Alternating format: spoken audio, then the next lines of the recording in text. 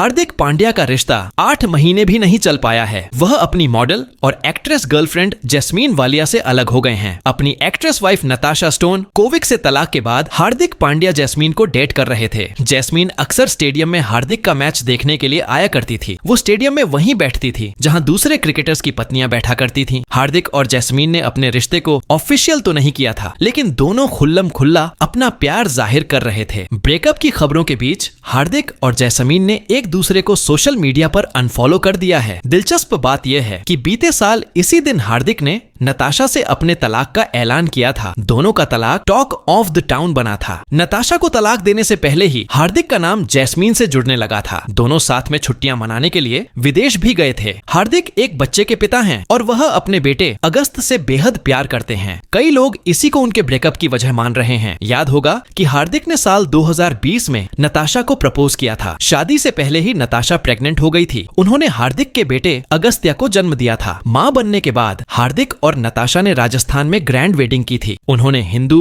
और क्रिश्चियन रीति रिवाजों से शादी रचाई थी। लोग हैरान थे क्योंकि ऐसी पहली शादी देखी थी जिसमें कपल का पहले से बच्चा हो और वो अपने पेरेंट्स की शादी में शामिल हुआ हो। लेकिन दुखद है कि शादी रचाने के कुछ समय बाद ही नताशा और हार्दिक के बीच दूरियां आने लगी थीं। महज 4 साल में ही उनका यह रिश्ता टूट गया। हार्दिक का नाम अनन्या पांडे के साथ भी जोड़ा गया। दोनों अनंत अंबानी की वेडिंग में करीब दिखाई दिए थे। हालांकि बाद में हार्दिक जैस्मीन को डेट करने लगे। हार्दिक का नाम इस मामले में हमेशा विवादों में ही रहा है। याद कीजिए, कॉफी विद करण में भी हार्दिक ने एक कंट्रोवर्शियल बयान दिया था जिसकी वजह से उनके करियर तक पर आंच आ गई थी। अब एक बार फिर हार्दिक अपनी पर्सनल लाइफ को लेकर चर्चा में आ गए हैं। ब्यूरो रिपोर्ट रौनक के साथ।